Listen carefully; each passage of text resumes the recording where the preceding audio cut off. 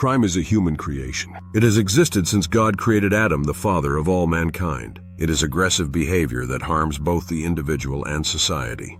No method at any time or place has succeeded in preventing crimes from occurring. It is an integral part of human behavior and one of the components of life in any society, regardless of its culture or level of civilization. Despite the technological advancements the world has seen in detecting and combating crimes, criminals continue to develop new methods in parallel, attempting to mislead authorities and avoid punishment. Unlike the so-called accidental criminal, who commits a type of crime without prior preparation or planning, there are hardened criminals who possess a unique criminal nature and fail to be reformed or disciplined. No form of punishment, no matter how severe, can deter them. The world of crime is fascinating because of the fear and suspense it entails. Though it may seem like a small world, it reflects all of human life, representing the eternal struggle between good and evil, justice and injustice, strength and weakness, virtue and vice. We present this strange world in a series of episodes. From Egypt, a land of history and diverse civilizations, a country of mosques and churches, a nation of pyramids and the Nile. But it is also the country of Al-Qat, Raya and Sakina, and Al-Turbini. In the early 1990s, the Western world was preoccupied with the film Natural-Born Killers, and European media called for banning its screening, fearing it would drive viewers to commit crimes by encouraging them. According to one film official, 10 murders were committed in the United States alone, and 3 in France, as a result of the film's influence, as the killer is portrayed as a hero to be emulated. The film was discussed in forums and programs, becoming a topic of conversation and debate. Newspapers warned of its impact on youth behavior, as violence and crime remain among the most important social issues. This is expected in societies where an ordinary person can no longer feel safe, whether on the streets or even inside their homes. And sometimes criminal behavior comes from within the family itself. Criminal behavior is generally not tied to any specific social class, environment, cultural level, or age group. While the type of behavior may be influenced by such factors as a criminal act, it is an attack on the social code that knows no boundaries. Criminal tendencies are often the same among most criminals, which is why in prison you find the unemployed, the educated, the illiterate, and even PhD holders alongside highway robbers. They are all criminals who deserve no sympathy and for whom no excuses can be made. The criminal in today's episode is inherently aggressive, committing his crimes, no matter how heinous, to satisfy a need within his disturbed soul, despite having access to all the pleasures of life. His father is a retired general who provided him with all forms of luxury. He drives the latest cars, lives in one of Cairo's most affluent neighborhoods, participates in hunting trips, enjoys horseback riding, rides motorcycles, and frequents the most elite clubs in Cairo with the children of the wealthy. He is well-dressed, following the latest fashion trends. If you interacted with him, you would find him polite and generous. He holds a GCE certificate. Here is the precise translation of the text into English. It was Ahmed Helmy who occupied public opinion in Egypt for months in 1991, after killing a millionaire, his wife, and their maid, committing numerous thefts, the most famous of which was the robbery of the apartment of actress Maha Sabri and the break-in of the villa of Egyptian scientist Dr. Ahmed Shafiq. He became notorious as the Butcher of Agouza. In his confessions, Ahmed Helmy says, "I am a criminal who deserves no sympathy. I killed with premeditation, aiming to kill, not to steal. Do not interpret my actions as a result of family disintegration. I alone am responsible for them, and my family bears no guilt, nor were there any psychological reasons that drove me to do this. I only felt guilty when I killed the maid, but I completely forgot about the millionaire and his wife. I used to dream of becoming a pilot. Now I still dream of flying, endlessly, to the hangman's noose. My father shattered my dream and prevented me from joining the Air Force High School after I had submitted my papers in 1983. My future would have been completely different if I had entered the Air Force High School and then the College of Aviation. But my mother, who separated from my father while pregnant with me, agreed with him to prevent me from doing so. After that, I felt broken and became a completely different person. I began thinking alone about assassinating famous figures or bombing foreign embassies. My father was never a friend to me. I tried many times to create understanding between us, but my attempts always failed. He loved me a lot, but he was very violent. There were many family problems in our home, and I felt at that time that I wanted to leave Egypt, so I traveled to Iraq. As soon as I arrived at Baghdad airport, I took a taxi to a recruitment center in the Iraqi army to fight Iran. I underwent special training and actually moved to the front lines, where I fought for 3 months, but I became worried about my father, so I returned to Egypt. The bloody story began on April 7, 1991, when millionaire Ahmed Mandour, his wife, and their maid were found murdered, and the apartment was robbed. However, the details of the incident suggested a motive beyond theft. The millionaire's body was found on a street near his home, while his wife and maid's bodies were found inside the apartment. A task force led by the director of the Criminal Investigation Department in Giza was formed, starting by examining the list of wanted persons for thefts, as well as individuals connected to the millionaire, including engineer Rafat and his pharmacist brother, who had served time in prison after being convicted in a drug case. The murdered millionaire was the one who reported them. After questioning them, investigators reached the name of Ahmed Helmy, who was listed by the police as a known burglar. He had met Rafat and his brother in prison, where they became friends, and through them he learned much information about businessmen and millionaire Ahmed Mandour. Investigators focused on him, especially since his description closely matched the witnesses' statements about the millionaire's killer. A tall, thin, light-skinned young man with a prominent nose.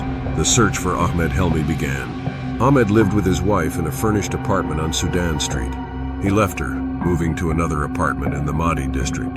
The moment the police reached him was the biggest surprise of his life, as he was certain his crime had succeeded. He had undergone plastic surgery and changed the shape of his nose. He recalled on the night of the incident that he had left his fingerprints on the victim's car, so he returned to it and sprayed it with a fire extinguisher to erase the evidence.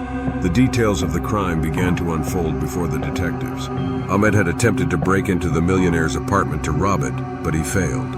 He impersonated a police officer and approached the victim, asking him to accompany him to the station to give a statement regarding the report he had filed about the attempted break-in.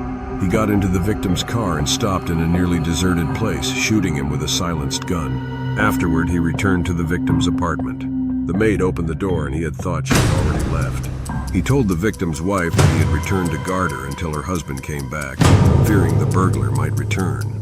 After waiting a while, he shot the maid with the silenced gun and then the victim's wife. A neighbor saw him, so he fired a shot at her, but it missed. He then fired another shot to intimidate the building doorman and a few worshippers who were leaving the nearby mosque. He continued his escape calmly, believing he had left no evidence behind. Ahmed said, "The only mistake in this matter was Rafat. I thought the detectives wouldn't suspect him because he didn't know my plan to kill the victims, and I hadn't involved him." He added, "I did kill him with premeditation. Even if the robbery had succeeded, I would have waited for him and killed him. Killing is hard, especially women, but my target was just the man and his wife. When I decide something, I have to execute it no matter the cost. As for the maid, she was just unlucky. She usually leaves by the end of the day, and I don't know what made her stay that night." Ahmed insisted during the investigation that he committed the brutal crime while fully aware and had planned for it. He said during the prosecution's investigation of a previous theft case that he would take revenge on the security forces by committing a perfect crime so that they would fail to identify the perpetrator, as payback for arresting him. Ahmed's criminal record shows that he participated in the theft of actress Maha Sabri's apartment in 1980 when he was 14 years old. He was later accused of stealing several homes and cars and went to prison for the first time in 1986, being released in 1989. During that time, he helped a defendant in a murder case named Atef Zakari escape from the courtroom. Ahmed admits, "After the theft of the apartment of the artist Maha Sabri, my father punished me by selling my horse, which he had bought for me from the equestrian club, and prevented me from going to the club. Then, he sold my motorcycle. The horse and motorcycle were everything in my life." About his relationship with Atef Zakari, he said, "I met him in Iraq in 1983. Years passed and I met him again in prison. I learned that he was accused of murder and was awaiting a death sentence. He said to me, 'I want to escape.' And I asked, 'What are you waiting for?' He replied, 'I need a weapon.' I had previously dealt in weapons, so I gave him the address of an arms dealer and a specific password. His nephew went to the dealer and bought a pistol from him. He gave it to Atef in court, hidden in a tissue box, and Atef used it to escape from the courtroom. The plan worked. When the police interrogated his nephew, he disclosed the location of the dealer I had pointed out. Since the dealer lived in an area difficult for the police to raid, they claimed my father was the one who brought the pistol, which wasn't true. But after Atef was arrested, he confessed the truth. He continues, "I steal because I need money.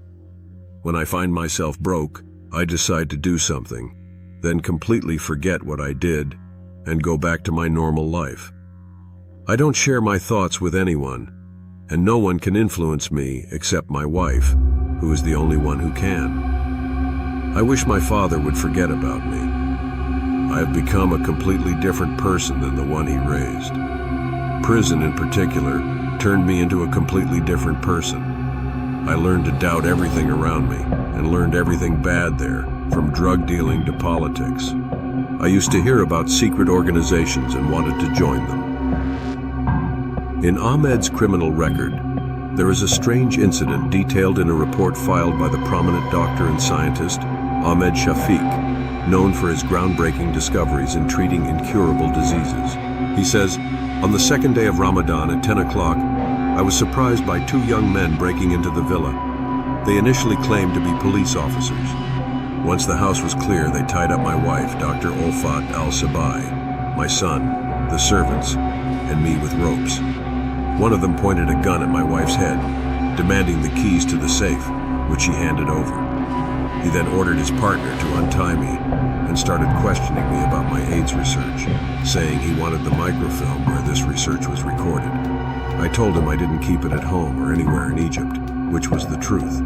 He searched the house, and when he found nothing, he apologized, saying he was tasked by a global entity with this mission, and threatened me, saying that this entity would retaliate if I reported it to the police. Naturally, I believed him, so I didn't report it.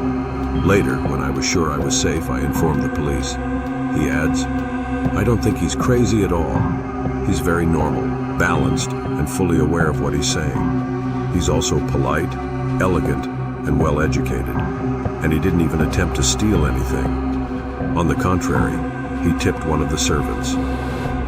The investigative authorities interpreted his attempt to raid Dr. Shafiq's villa as an effort to obtain the AIDS treatment that Dr. Shafiq was said to have discovered at the time. They believed Ahmed was trying to get the formula because he thought he had contracted the disease after being raped in prison.